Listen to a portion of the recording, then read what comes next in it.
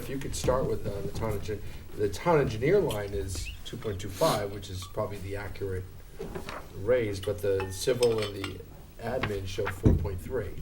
Well, that's because they the did- town engineer is one of the 4 employees that did not take a salary increase this year. Because of the step increase Two last time. years Thank ago. you. Yeah. So that's why that one is, that one, in the other accounts, once making the adjustments, the actual budget increase overall, instead of being 3.2% is, 3.02% is actually 1.96%. So, Because the civil engineer and the administrative assistant, I made the wage adjustments to those 2 accounts, so the percent increase is actually less than Okay. represented on. Okay. So the overall budget increase will be 1.96%. 1.96. And all the money's in these accounts, they're not sitting out in wage contingency, because we've already approved the That's wage correct. lines and all that, so what you see is what you get on these. and going Thank you. forward in the future, Yeah. it should be an accurate, we do our ref- work, ac- if we- accurate reflection of what any increases are in that line. Right. So the only other thing in this line, I mean, this budget is pretty straightforward, the stormwater management, it didn't change, but we use that for all the testing and the things we had to do for our general permit for the DEP. The only one that comes down, and it's just because I bring it up to this board, is transportation allowance. When the building official got the new vehicle, there was a lot of active discussion of, do people use town vehicles, do they not use town? I took it to heart.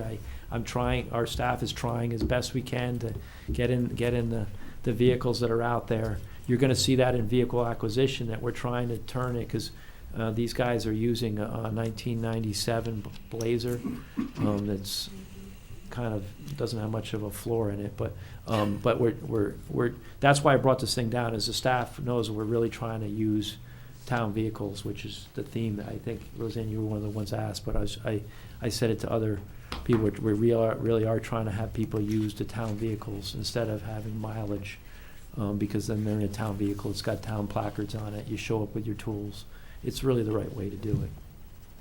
So that's the only thing in this budget, it's pretty straightforward, unless anyone has any questions.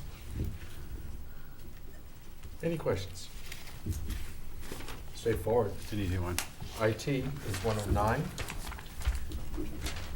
For such a smaller budget, it does need some explanation, because I would assume this board and the Board of Finance like steady as you go and see the line items creep up a little bit, or maybe they go down, and this one's got 20% up, 30% down, so I'd like to explain.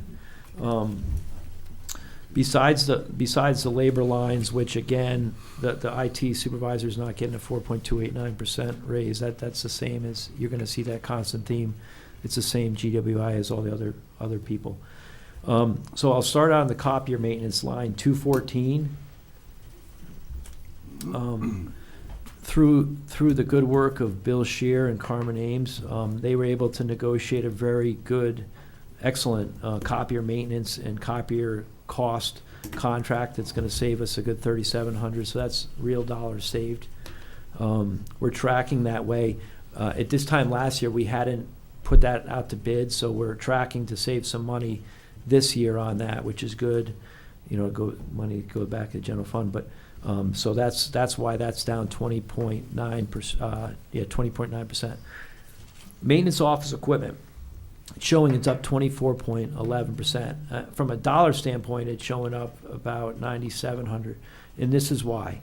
2 things. One is we've had this STAR contract for the last since I've been here, the last 5 years, which has been, we only have one IT professional. No town has one IT professional.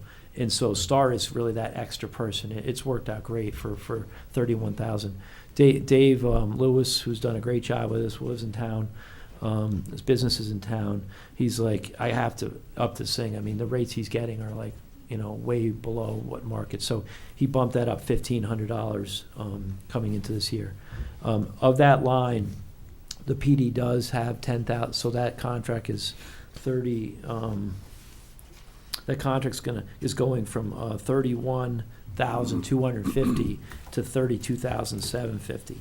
Of that, the PD kicks in 10,000, so somewhere in their budget, there must be 10,000 to pay for that, their share of it.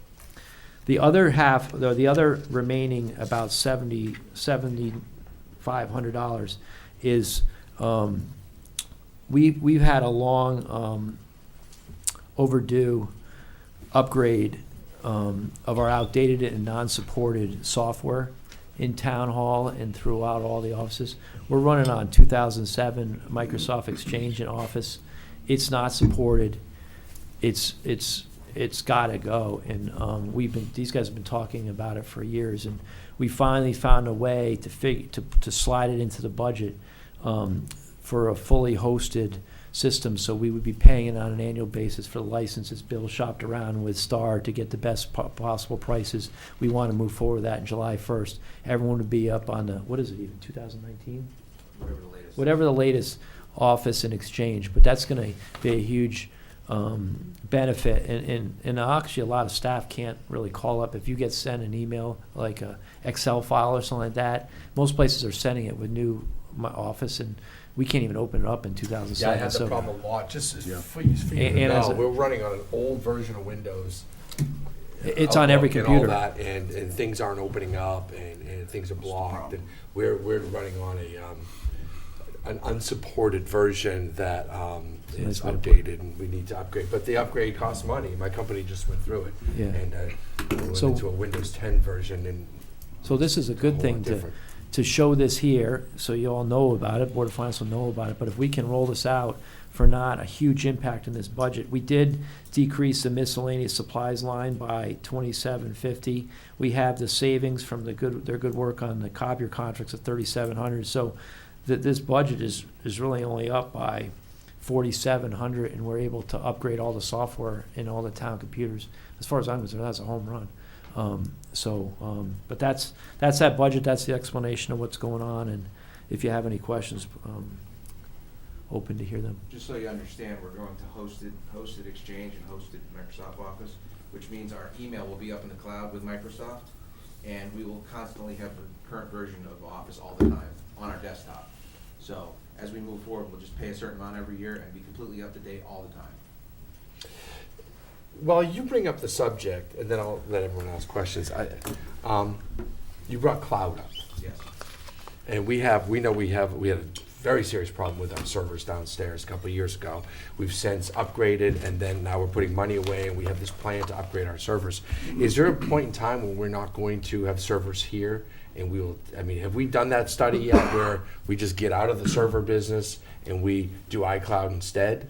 The cloud? Not yet, because we have some very specific, the tax office, Right. the tax office, the assessor's office, they have very specific uses that we may get there, but we analyze it every year. Okay. This is the first year, we've been looking at this Office 365 every year for the last Yeah, couple of years. yeah. This is the first year it made sense. They do offer a cloud version, but it hasn't come to that price point where it's worth it. Yeah, it's very expensive, the licensing and the storage fees and all that, But as I've noticed. It's getting there. Yeah. Probably 10 years from now, we will have all cloud, Yeah. but we're not there yet. Probably the next time we have to purchase a big server, like we were saving up for it in our CNREs, but maybe the next time we have to go in and buy a $20,000 machine, maybe that's the time to start analyzing it again. We'll probably always have one server, just Yep. to organize everything. Absolutely, get it. Questions about the IT budget? Just, not a question here, because it's pretty straightforward. Under the copier maintenance, we have a nice reduction of 20% in the cost. Is that in cooperation with the Board of Ed, or do they have their Well, own separate? I talked to Mariana, and their contracts that was done, I think, back when Don Melterbarger was here, are still in effect. So they're not in a position to even negotiate anything. I did check with Board of Ed, and we got a good deal. They can't get it. They're still using the same deal from before. So whenever that ends up, we will jump in together. We talked to the Board of Ed a lot about all kinds of different things. Okay, thank you. Good question. Other questions about IT? Pretty straightforward, and again, this is one of those little budgets that just hangs on a little bit under your watchful eye, but again, these little budgets add up and take a lot of time and energy to get it right. We appreciate that. 113 is the last one, I think, Yep. These budgets, and there's capital and all that, and vehicle acquisition, but 113 is the building maintenance budget. We maintain buildings throughout the town, not the Board of Ed buildings, but town buildings. And a lot goes into that. It's a $700,000 budget. So could you just walk us through the high and low points? Sure. So, first line 311. I have an update because the adopted shows that it's going to be, the labor account's going to be up 11.07%. I'll explain that, but the amended, are they ever going to get the amended, or that percentage? It's a- Well, the amended budget actually ends up being a decrease once the salaries were posted. Once it brought up from this year to what the things that you guys approved the other day, it actually shows a decrease. But the reason why it is at 209 and it was adopted at 108, 188 last year is, or this current year, is there is extra hour. We did have, so we have 4 custodians, 4 full-time custodians. We have 1 custodian supervisor, Ron Bentz. We have George Carfey that does the town hall and the PD, and judge of probate. We have 2 at the daytime custodian at the community center also goes to the emergency management building, and the nighttime custodian also goes to FSB. So we got people spread out. One thing that came to light this spring is Marge Broderick, a longtime custodian, ended up retiring, but she's now and she was replaced by Ron Matthew, who's worked out very well. But Marge is working part-time on the weekends because we've had some issues with the library, and Parks and Rec has a lot of programming there, and they have all their activities and stuff like that, and the building's just, there's no one opening the door specifically. It's like, hey, can you open the door, or can you close it, or we get, oh, the bathrooms need, so we tried to have some coverage for Saturday, so we have, in this budget is 8 hours of coverage on Saturday and 3 hours of coverage on Sunday. And that's what we're doing to the end of the year. If the budget supports that, it makes sense to have those, have someone in there, just like the schools have when the building's open, so someone could be there, open the building, close the building, make sure the bathrooms, it's a good, the community center is used so much that having someone there on the weekends helps to get ahead, so that on Monday morning you don't come in and just get slugged with it. I mean, if no one's there all weekend and you have activities all weekend, the floors can be destroyed, the carpets, it starts the week out on a major catch-up. So You think the volume of the buildings, but you think the volume that, just say, the bathrooms go through on a given Saturday or even Sunday with programming that's going on in the building. We do need a key holder and certainly a janitor in those buildings. And, I kind of came up with every other scenario I could, but we really do need janitors in that very, very big building. A lot of square footage, but a lot of foot traffic in that building, 7 days a week. I would be very much in agreement with that, because, I think we've learned our lesson about not having someone there to maintain it, because if you have some type of a problem Bathroom issue, and a especially. bathroom issue Yeah. or something else, you're gonna. That happens. They which do does have happen. it. They And do have and the if you do problems. not have anybody, at least if Marge is there, she can get started to, rectify the problem and call Yeah. for additional help if needed. Yeah. But to have nobody there, it's one of those penny wise and pound foolish type things, I think. I mean, Parks and Rec, Dave Putnam did offer, in whatever coming from his special revenue accounts, whatever, to help pay for it, because they have programming in that building. They're charging people money to use a building that should be closed. So the town is using it, turn the lights on. It's part of the cost of, it should be of the programming, which he's willing to help fund this. So I'm not sure where that revenue is, but that was offered by Mr. Putnam, and even the library for Saturdays. They're the ones that are calling, oh, the bathrooms need to be done, this needs to be done, this, and Yeah. we don't have someone there.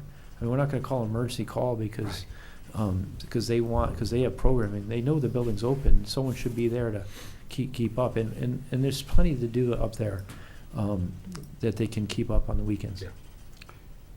Joe, to follow up on that, you show a decrease in overtime costs. Is that due to the fact that you would have somebody at the at the community center on a Saturday and so forth like that? Because it shows it. Not necessarily, Kevin. If you look at the 2018 actual expense, I only use 3,300 in overtime. I don't really use a lot of overtime. The overtime I mainly use is for the dances and for all that's not my overtime. That's being driven by activities that gets reimbursed that account. So I was just dropping that down to save the town some money, because I don't put my people on overtime if I don't have to. So I didn't need 6,000, so I was trying to drop that Yeah. to save some money.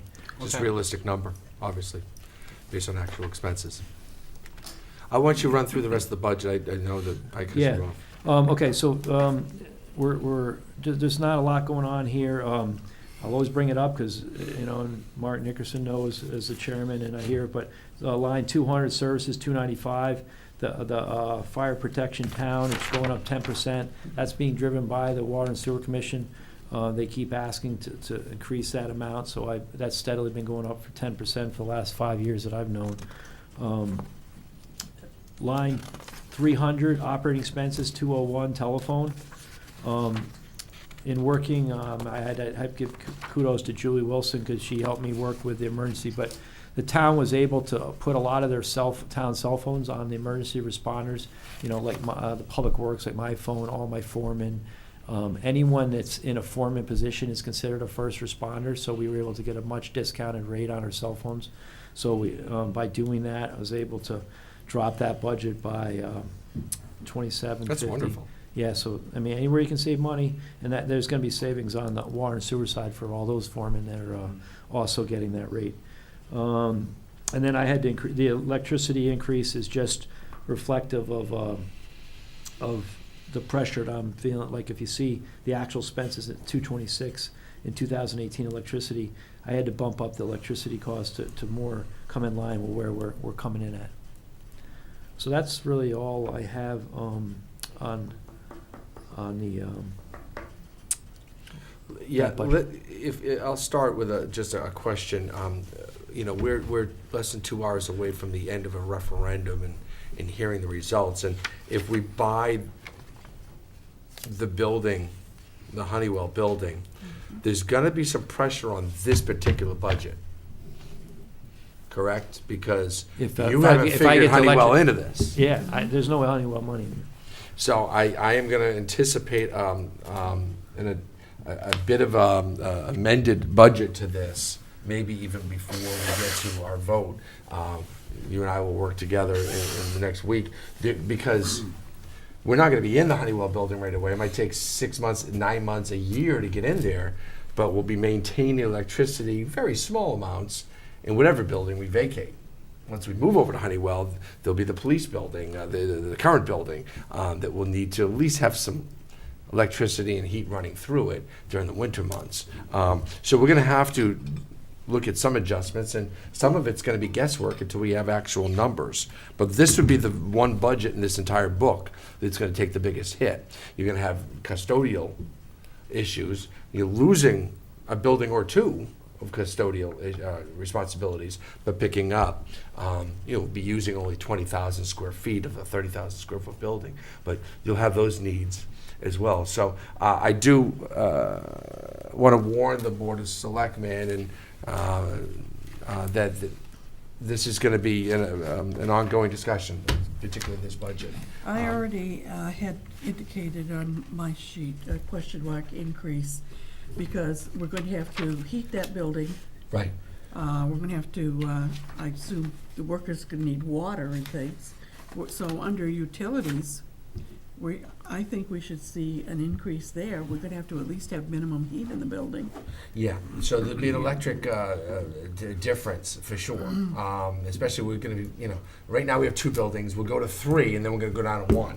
Right. But the timing is the key here. But for a time, we'll be doing double. It's the great unknown. We'll be doing triple, and then we'll be doing, yeah, So absolutely. maybe we should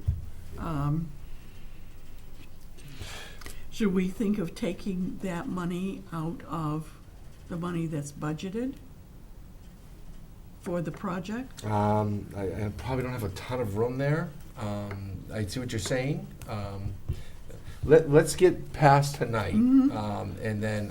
But I'm thinking of that, Yeah. or creating a an ad hoc fund? Yeah. Might Yeah, be another- contingency ad hoc, specifically for the transition Yes. from one to another. Good point, good idea. And maybe we do that out of the first selectman's budget or something, to get it away from Joe's, to not give Joe another headache, and we worry about it on a different level. Well, But he's we'll gonna get, be the one that's managing it, and I think it should be associated with the project. well, he won't be managing, the construction. Well, no, but he'd be, Yeah, I know. he's gonna be overseeing, I would think, the transition. So between now and before we vote on the final budget, I'm gonna have, some figures to consider. The key thing is just so everyone knows, there's nothing Honeywell in here. And- Right. And it sounds like you guys know that, which is good. What's the heat source for Honeywell? Is it gas or oil? I have no idea. It's propane, Propane? heat pump. Okay. right? Electricity should be low during the transition because it won't, until people Yeah. are in there. but I don't know it'll be how the it's heat will heated. probably be the major driver. Propane. Propane. And propane is what we have at the FSB and we have up here. So Wow, okay. we'll work on negotiating prices for the propane too. I know we've already negotiated prices with the fuel oil and the gas and unleaded. Yeah. So more to be revealed as the hours and days tick away. Are there questions about what is being presented this evening? Not necessarily what is to be presented. Any other questions on this? Joe, you lay it all out for us once again. We are so appreciative of the way you handle things and manage things. I do have, this is like a scorecard. The four budgets combined, I just show it's a net decrease of 13,000. Watch the cord. Yep. That's on the amended budget, so not a lot of people come in here and have multiple budgets, so it just shows all the budgets. It's pretty amazing when you have four budgets and the net is going down and the wages are already built in. We don't have a contingency line somewhere else. I know, but there's a contingency account here, so maybe that is the place to put that in, that one 120? Isn't that contingency? Where are you, ma'am? You're Still, looking at the last department contingency, 120. on our sheet here for discussion, 120. There's, Oh, yes. so, A regular contingency, and yeah, that's who would tuck it there, or a separate one for construction that would be, yeah, Yeah. I get it. I see, yeah. Thank you for this. Great detail. No other questions on these budgets? no, Can move to capital. my favorite. Well, yeah. We asked all the departments last year to, this is where we really saved some money last year. We really said, everybody hold back, we're just not gonna buy anything.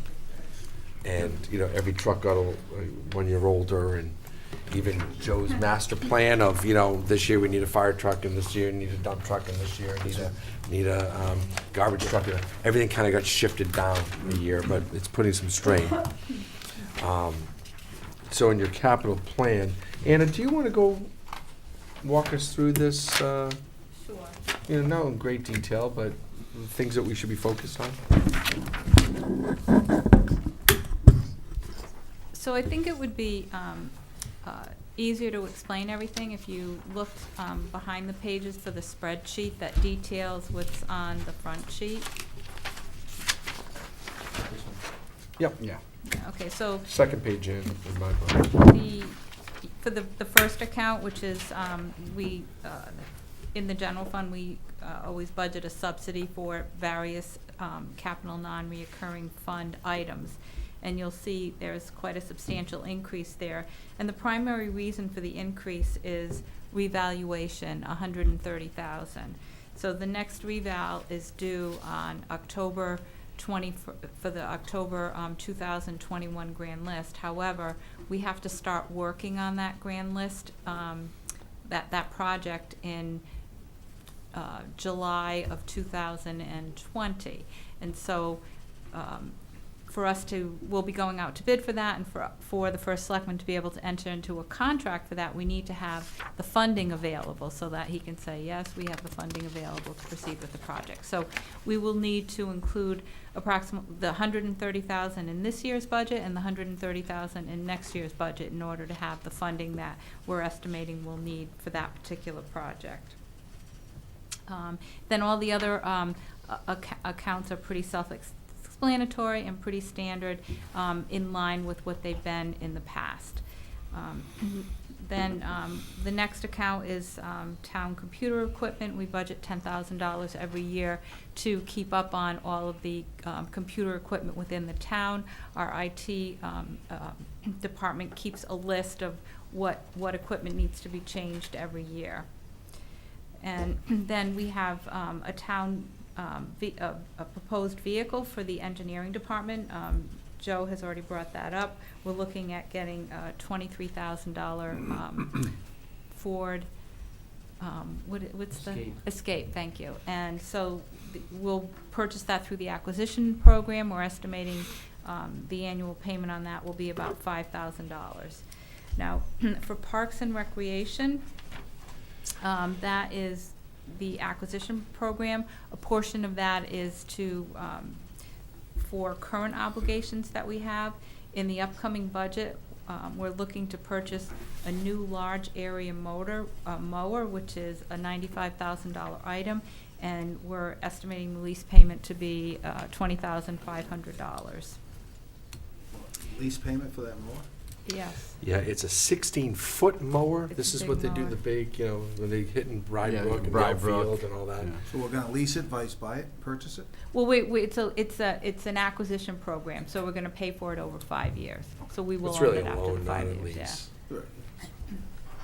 So, okay, so, next on the list, is Public Safety Niantic Fire, and in Niantic Fire, I believe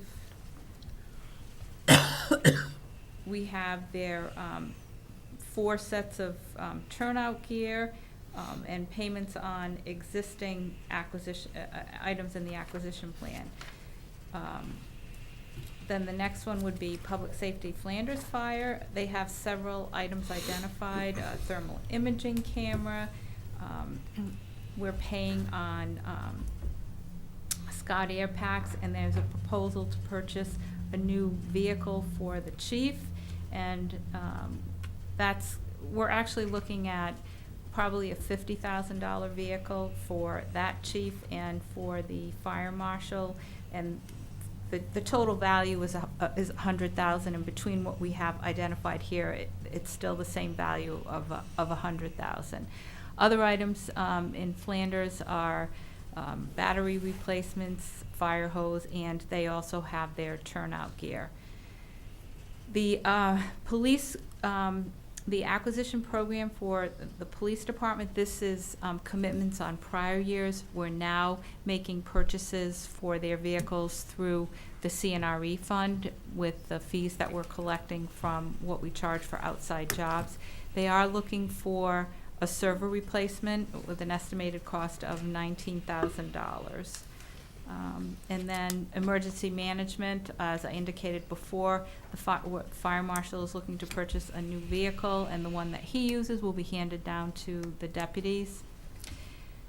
And then we have some other prior acquisition commitments in that department as well. And then there's the Public Works acquisition program. We have prior year commitments. In the new year, we're looking to purchase vehicles that total about $240,000, and those vehicles are a Ford F-350 for the general foreman, which is the cost of that is $60,000. We're looking for a $110,000 vehicle, which is a Ford 550. For the mechanics, it's gonna have a utility body and a crane. And then we're also looking